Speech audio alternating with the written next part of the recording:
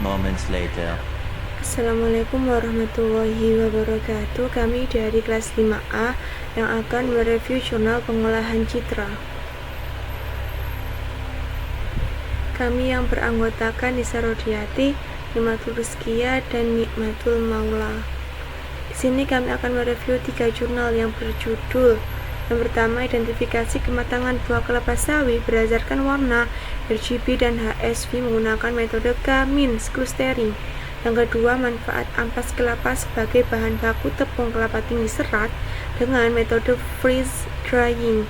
Yang ketiga, aplikasi pendeteksian kematangan buah segar kelapa sawit berdasarkan komposisi warna menggunakan algoritma KNN.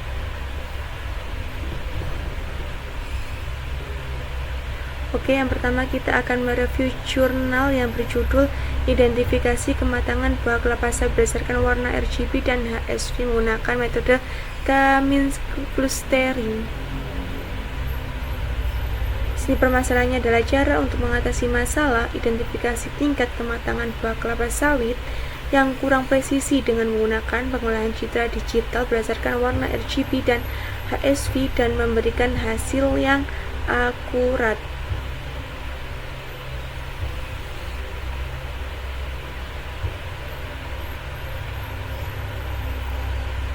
Prosesingnya yang di sini melalui beberapa tahap. Yang pertama, pengambilan citra buah kelapa sawit menggunakan peralatan digital.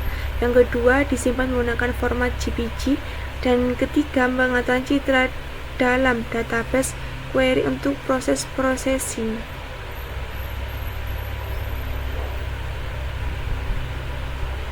Segmentasinya adalah dilakukan untuk memisahkan objek yang dikehendaki dengan objek lain yang tidak dikehendaki. Dalam proses segmentasi ini merupakan tahap penting dalam pengolahan citra buah kelapa sawit untuk mengidentifikasi tingkat kematangannya. Dan hasil akhir penelitian ini menggunakan metode K-means clustering dan mencapai akurasi keseluruhan sebesar 64,58%. Dan kesimpulan dan saran. Kesimpulannya adalah identifikasi kematangan buah kelapa sawit menggunakan metode K-means clustering mampu mengenali objek citra yaitu mentah, cukup matang, dan matang. Sarannya, sebaiknya dalam penelitian ini dapat mencakup eksplorasi lebih lanjut tentang penggunaan metode-metode dalam konteks identifikasi kematangan buah kelapa sawit. Oke, sekarang review jurnal yang nomor 2. Manfaat ampas kelapa sebagai bahan baku tepung kelapa tinggi serat dengan metode freeze drying.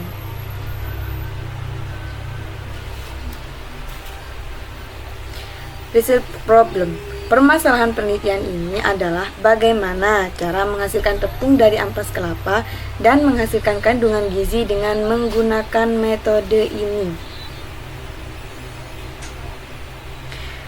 Metode penelitian. Ada low level, ada middle level, dan high level. Yang pertama, low level.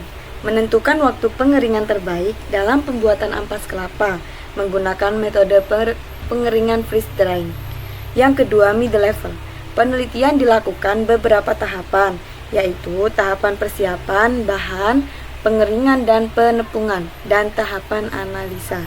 Yang ketiga, high level. Pengeringan dilakukan dengan menggunakan variasi waktu, yaitu 18 jam, 22 jam, 24 jam, 42 jam, 46 jam, 48 jam. Semakin lama waktu pengeringan, semakin rendah bobot sampel yang didapatkan. Kesimpulan dan saran. Penelitian ini adalah bahwa proses pengeringan ampas kelapa dengan metode freeze drying dipengaruhi oleh waktu pengeringan. Semakin lama waktu pengeringan, kandungan gizi dalam tepung ampas kelapa akan semakin meningkat. Saran, penggunaan metode freeze drying dapat menjadi alternatif yang baik untuk menghasilkan tepung kelapa yang kaya serat dan rendah lemak. Waktu pengeringan yang efisien dilakukan selama 1 hari atau 24 jam. Sekarang review jurnal yang ketiga, yaitu aplikasi pendeteksian kematangan tandan buah segar kelapa sawit berdasarkan komposisi warna menggunakan algoritma KNN.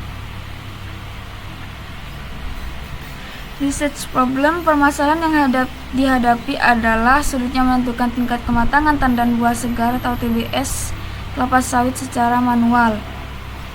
Metode penelitian low level, pengolahan citra digital dalam konteks aplikasi pendeteksian kematangan TBS kelapa sawit. High levelnya, proses ekstraksi ciri dilakukan dengan mengambil gambar menggunakan kamera smartphone dan mengolahnya untuk mendapatkan nilai RGB-nya. High level, aplikasi pendeteksian kematangan TBS kelapa sawit berbasis citra menggunakan algoritma KNN.